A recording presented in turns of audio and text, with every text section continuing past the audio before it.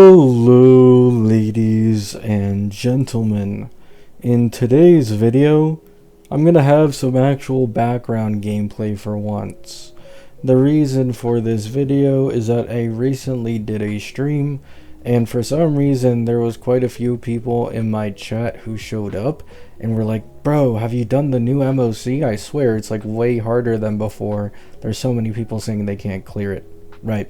Now, keep in mind, this is not Star Wars because the third team on this account is a E0 Phanon, and I'm not saying I can't clear with E0 Phanon in Star Wars. I've already done it in the previous one, but it would take legit like 6 cycles. And respectfully, I'm not trying to watch Phanon do counters for 20 minutes straight just so I can get an extra 100 Jades, right? So, let me know if there's like a massive difference between the Star Wars difficulty and the normal difficulty for MOC. But if I remember correctly, in the last Star Wars, there was no difference. So I'd hope that, there is no difference here. And hopefully I'm not, trying to spread some misinfo in terms of the difficulty, right? So what I'm using here, for anyone curious, is my main account. So E2S1 Cassie, E2S1 Evernight, a E0S0 Cyrene, and the same investment for Hyacine. I am planning to get E1 Hyacine. I know I originally said I'd get Robin SP, but the reason I want to get E1 Hyacine is because I don't know if she's going to rerun again, right? Hyacine has already, I think this is like her 3rd rerun. Most HSR characters after their 3rd rerun don't rerun for a long time. So if she follows this same pattern, it's probably best that I prioritize getting her E1 now, since Robin SP, being a new character, will rerun way faster, and it's actually guaranteed, right? This sand boss, I do believe, has quantum weakness, so I mean, easy eats for a 10 cost mono rem team. I don't think I really need to talk all that much about my mono rem team here. You all know what cycle clearage it's going to get, right? But it turns out that the main reason that people were telling me that this MOC is way more difficult than normal is, I think, on the pom-pom boss or the first phase, there's like minions with 80% physical resistance, and this is why I was inspired to kind of make this video. Is it goes back to the topic that I made a video on a bit ago, right? The shilling, and how I feel like in this game it's definitely getting worse, and I could see it becoming even worse over time, because it used to be something this game was kind of glazed for. The shilling isn't that bad, the enemy shilling isn't that bad. But we're now getting to a point where new paths are becoming a lot more specific. They want more specific characters, and so buffs become more specific. Enemies are favoring those specific characters, and it's hurting the rest. A good example is, apparently, some of the mobs have 80% physical resistance, which obviously this massively hurts Evanescia, right? Like, you'd think Pom-Pom is a boss designed with favoring elation in mind, and especially Silverwolf usually struggles against this guy a little more than Evanescia if he doesn't have physical resistance, or his mobs don't have physical resistance, because Evanescia actually has more AoE in her kit, unlike Silverwolf. Silverwolf is almost, I believe, purely bounce, which makes it more annoying to kill the annoying side mobs that constantly respawn, right? But 80% physical resistance, it's like, what are you gonna do? Your damage is getting nerfed by 80%. So let's say if you were doing 1,000,000 damage before, if there are no other sources of res pen coming from the team, then you'll be doing like 200k now. It's obviously going to really hurt that damage output, unless, once again, you have some other res pen buffers, or Evanescia's E1. I believe Evanescia's E1 is like 24% res pen or something like that. Maybe it's also a Robin SP shill. Robin SP has a decent amount of... Oh wait, no, I'm tripping. That's behind her E2. Oh my god. I'm never beating the allegations of me considering characters Eidolons automatically. I apologize for that. But you kind of get the gist. There's some annoying bosses, some annoying shill, some annoying favoritism and non-favoritism towards specific teams slash characters. I don't like it, right? I don't like it. Am I still able to clear completely fine without even trying?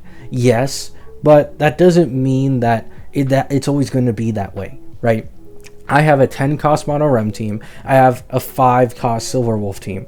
E0 S1 silver wolf, E1 S1 Yao Guang. Technically 7, right? I do like to not consider cost for characters I didn't spend anything to get, because that means they didn't cost me anything, like E0 S0 Sparkle and Whoa.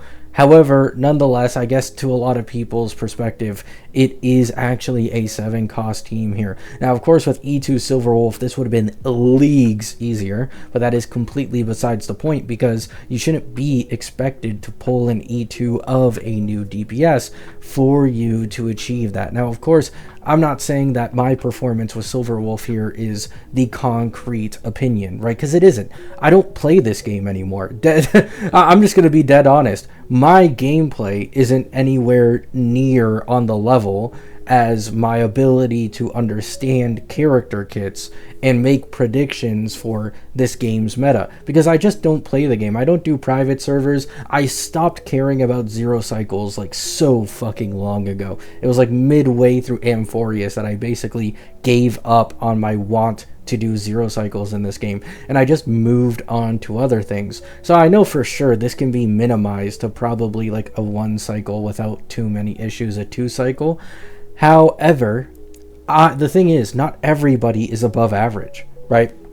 You really need to consider the fact that the average gacha player, especially a lot of you who watch me, who, you know, tune into the meta creators, they aren't the average player, right? Like, you think you're the average player. You're not the average player. The average player is utter trash at this game, right? And that's not a diss. I'm not trying to be rude, but it's just the truth. I am the exact same when I go to other gachas where I haven't bothered putting in any effort. Like, for example, Wuwa. I was decent at Wuwa when I was playing it actively because I was actually bothering to learn quick swap Gion rotations and quick swap for Augusta, and I was getting really good scores. But the second I took a break from Wuwa, I completely forgot how to do all that shit. And especially recently, I'm not playing it actively in the slightest. I can't even speak on the game's meta anymore. Like, I don't even make videos on like, oh, you do this for Jingron, Jingron's this good, yada yada yada, because I'm not looking at it. I'm not good, right? But yeah. This is the best Silver Wolf gameplay you're going to get. Yes, this is a first try. Don't worry. I don't do retries. You guys can see all my failures in real time. And yeah, I mean, it wasn't a bad MOC for me, honestly speaking, despite my criticisms for how much I hate specific character slash team shilling in this game. I just hope they don't make these 80% resistance mobs a normal thing going into the future, because if they do, I mean, it's like, go fuck yourself. You know, there's no other way to put it. Genuinely, just go fuck yourself. Because 80% res resistance should never be normalized. Absolutely never be normalized. I semi-understood it when it came to, like, the Sparksy boss, when she transports you to that one dimension. Because at least there, you get, like, a huge amount of buffs back, even if it's annoying to kill them if you have the wrong element character. This is just some utter hoopla. Like, you barely get anything in return. You're just getting stalled so incredibly hard if you don't have a specific element character, which I find quite frustrating, right? Even though I'm not using a physical DPS, right? Maybe my Yao Guang's damage is getting nerfed by 80%, but who gives a fuck about hers? It's just about how it is, and, you know, going into the future, is that really something you want to see? Obviously not. Are we going to continue seeing it? 100%. Because it doesn't matter what I fucking say, they're still going to continue doing this, and they're still going to continue making shilling worse. And this is just the life cycle of every fucking gacha game. They always get more and more predatory with these types of special mechanics in the new characters.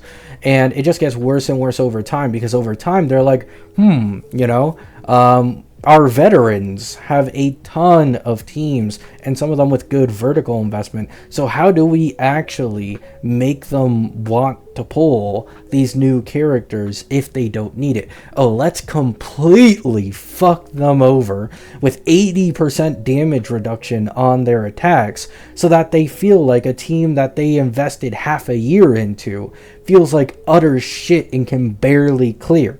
That'll get them to, get inflicted with FOMO and start pulling those new characters. I just can't be asked with the tactics that these games use to try and get even just the fucking smallest penny out of your wallet. But I'm sure you guys don't want to hear me ranting, and you're probably semi-excited to see some semblance of gameplay in my videos for once. So I'm just going to end the rant here. There's about 2.5 minutes left. Love you all. Hope you have a great day. Hope you have a great night. I hope you all had a great time in this MOC. If you didn't, I'm genuinely sorry. I don't know what this game is doing. Peace out.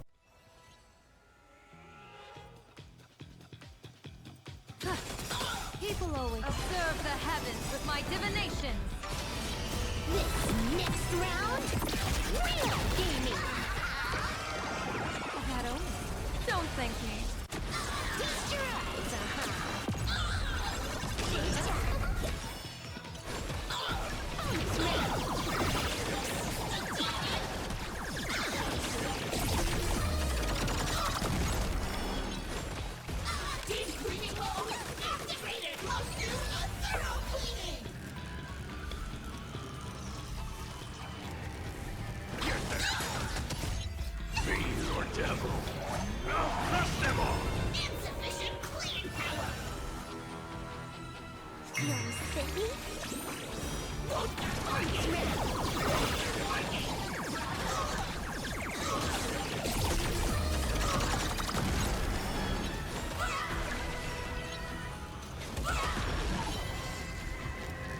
Stars favor us.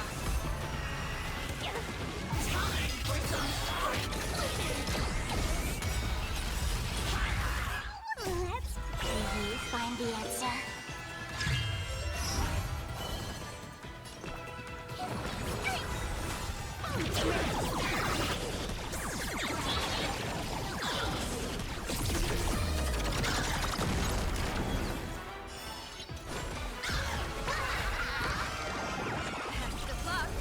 An explosive start.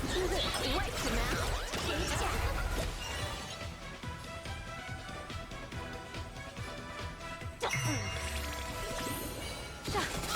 People always observe the heavens with my divinations.